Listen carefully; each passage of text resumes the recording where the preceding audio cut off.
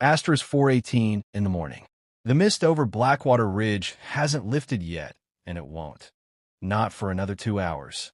But up on the tree line, 12 men are already awake. They've been awake for 3 days. Asterisk below them, in the valley, headlights are moving. Not one truck, not five. 43 vehicles, in formation, engines idling in the dark like a herd of something ancient and patient. Asterisk. Asterisk, this is the morning the government finally came for the Ashfield Circle. And by nightfall, a story that had been kept out of newspapers for 6 years would finally be over, one way or another. Command, this is Falcon 2. We have visual confirmation. Target compound is lit. Repeat, target compound is lit. Requesting authorization to close the perimeter. Asterisk, that single shot was the last free moment the Ashfield Circle would ever have. Within 6 hours, the men who had shaken a nation to its foundations would be lying face down in the mud, hands zip-tied, staring up at the aircraft that had found them. Asterisk. Asterisk, but to understand how 12 ordinary men ended up surrounded by an army, you have to go back. Back past the checkpoints, past the manifestos, past the first shot ever fired. Asterisk. You have to go back to a card table in the back room of a hardware store 6 years earlier. Asterisk, every uprising needs a spark and a room.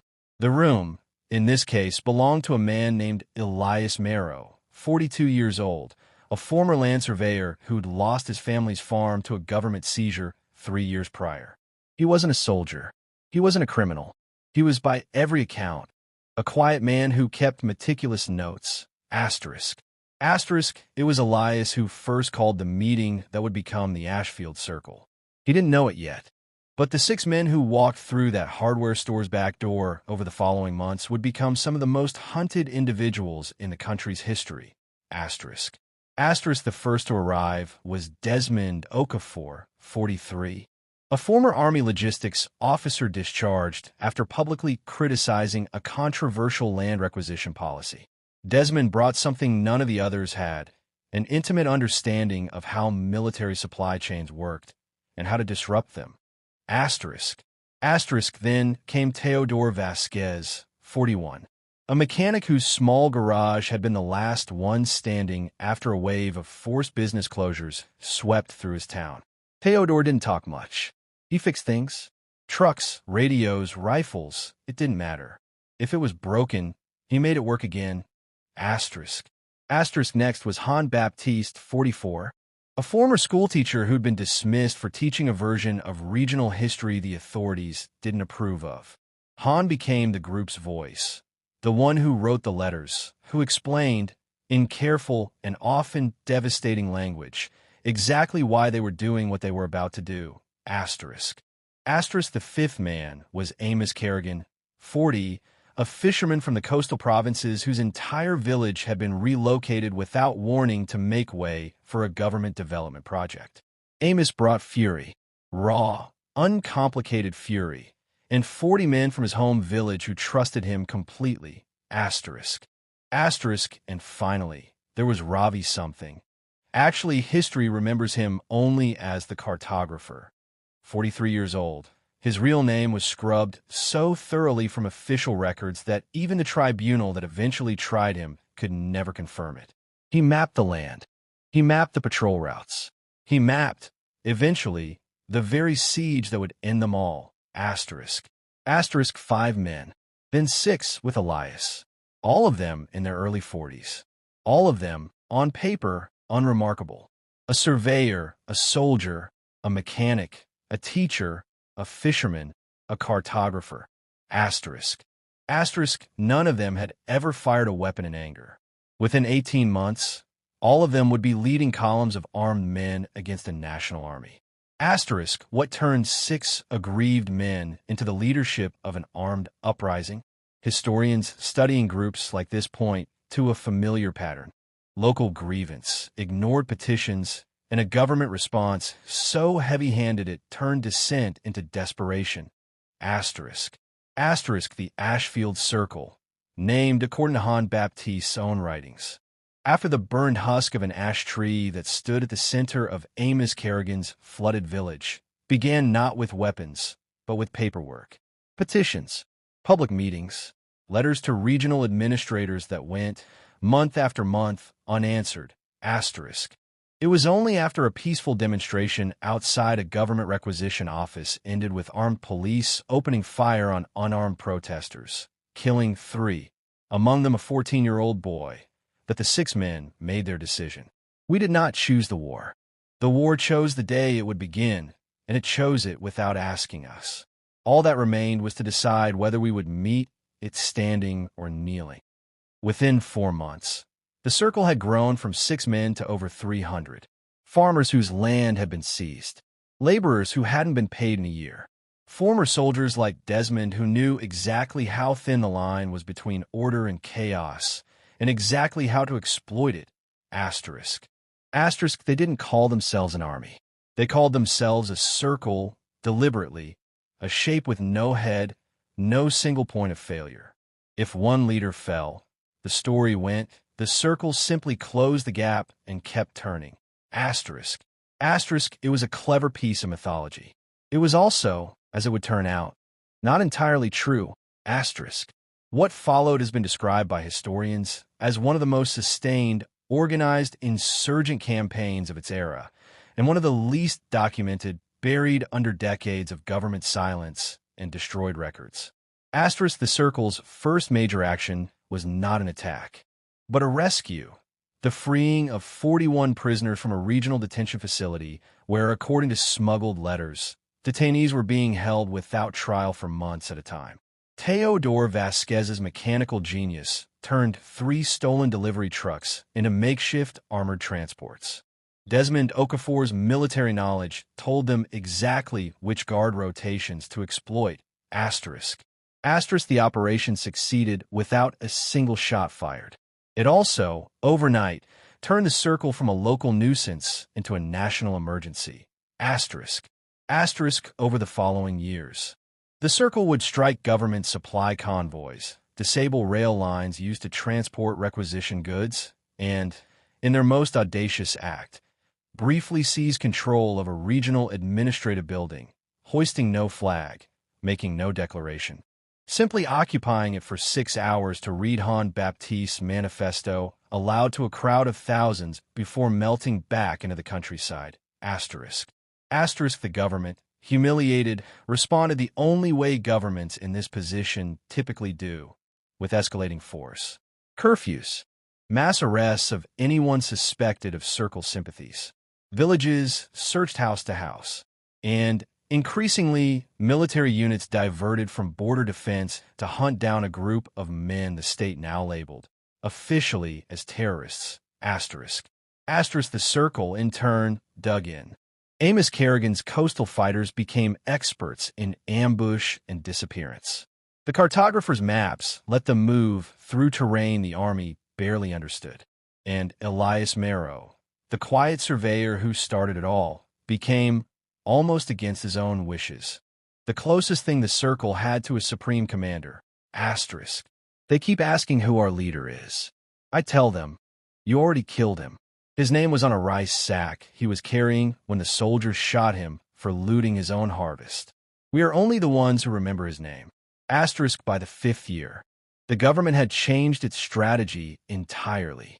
Ground assaults had failed to catch the circle's leadership more than a handful of times, and each time, the circle simply reorganized. What the state needed, its generals concluded, was not more soldiers. It was better eyes. Asterisk.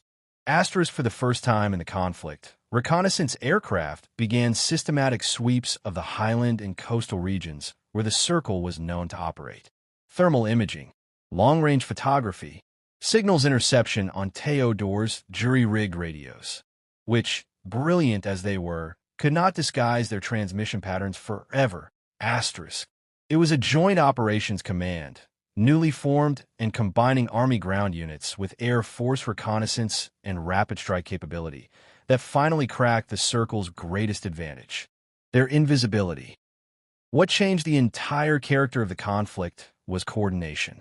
For years, the Army chased shadows on the ground while the circle vanished into terrain they knew better than anyone alive. But once air reconnaissance began feeding real-time coordinates directly to ground commanders, the Circle's biggest weapon, the land itself, started working against them instead. The breakthrough came from an unlikely source, a supply drop. Amos Kerrigan's coastal network, desperate for medical supplies after a harsh winter, arranged a delivery through a contact who had, unknown to them, already been captured and turned by military intelligence. The delivery point was Blackwater Ridge. And this time, when the trucks came, the sky came with them. Now we return to where we began. The ridge, the mist, the 12 men who represented what remained of the Circle's original leadership corps, gathered for what they believed was a routine resupply. It was not routine. It was the end. By 0400, Army ground units under General Corvin Ashworth had encircled the base of the ridge in a horseshoe formation, cutting off every known escape route the Circle had used in the past. Above them, Air Force reconnaissance planes coordinated troop movement in real time, while 2 attack helicopters held position just beyond the ridgeline, close enough to strike, far enough to avoid tipping off the camp below. It was, according to surviving military records, the single largest coordinated ground and air operation of the entire conflict. All units hold position until first light. I want them boxed in before they even know we're here. No one moves until my order, and no one fires unless fired upon. We have a chance to end this without more bodies. I intend to take it. It was a chance the Circle, exhausted and outnumbered nearly 9-1, would ultimately be forced to accept. At 0552, as the mist began to thin, a Circle sentry spotted the first line of soldiers moving through the tree line below. The warning shot that opened this story rang out. Not an attack, but a desperate signal to the camp to scatter. It didn't work. The helicopters, already in position, swept in from the ridge's blind side within 90 seconds, floodlights turning night into a harsh, exposing day. Ground units closed the horseshoe from 3 directions simultaneously. Within 4 minutes, every exit Teodor Vasquez had scouted and reinforced over 3 years of preparation was sealed. What followed was not a battle. It was a negotiation conducted at gunpoint. Han Baptiste, ever the group's voice, was the one who eventually walked out from the tree line, hands raised, toward General Ashworth's forward position. We are not asking for mercy. We are asking that whatever happens next happens in the light, where people can see it, not in a ditch, not in a cell no one knows about. Give us that, and we will lay down our arms. General Ashworth, himself weary of a war that had cost thousands of lives on both sides, agreed. By 0730, all 12 remaining Circle leaders, including Elias Mero, Desmond Okafor, Teodor Vasquez, Amos Kerrigan, and the man known only as the cartographer, had surrendered without a further shot fired. The trial of the Ashfield Circle's leadership became, ironically, exactly what Han Baptiste had asked for: public, broadcast in part to a nation that had spent 6 years hearing about the Circle only through government warnings and rumor. For the first time, ordinary citizens heard Elias Mero's calm, measured testimony about the farm his family lost. They heard Amos Kerrigan describe, in raw and unpolished language, the flooding of his village. They heard Han Baptiste read, in open court, portions of the very manifesto the government had banned for years. It did not save them from judgment. Under wartime emergency statutes, all 12 men were convicted of insurrection against the state. But the sentences, when they came, surprised almost everyone. Rather than execution, the presiding tribunal, citing the scale of public sympathy the trial had unexpectedly generated and the documented government abuses that had preceded the uprising, sentenced the 12 leaders to lengthy imprisonment, with the possibility of parole tied directly to sweeping land and governance reforms the tribunal itself recommended. Some historians call it justice tempered by public pressure. Others call it government trying to close a costly, embarrassing chapter as quietly as it could, once it could no longer be denied. What is certain is this: within 2 years of the trial, many of the very policies the Circle had fought against, the land seizures, the unregulated forced relocations, the unchecked authority of regional administrators, were formally repealed. Elias Marrow served 11 years before his release. He never gave another interview. Desmond Okafor died in prison of illness 4 years into his sentence.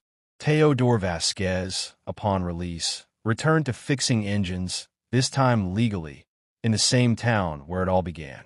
Jean Baptiste's writings, once banned, are now taught, in a heavily edited form, in the very schools that once dismissed him.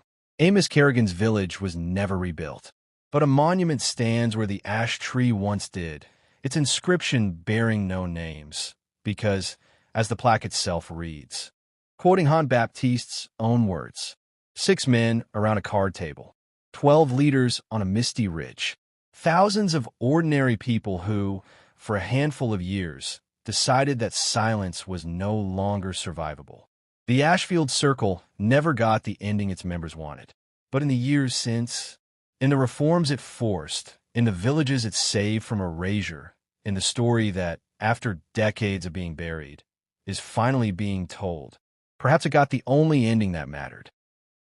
This is the end of today's video. Thank you for watching. If you enjoyed this video, subscribe and like this video. Drop your opinion in the comments.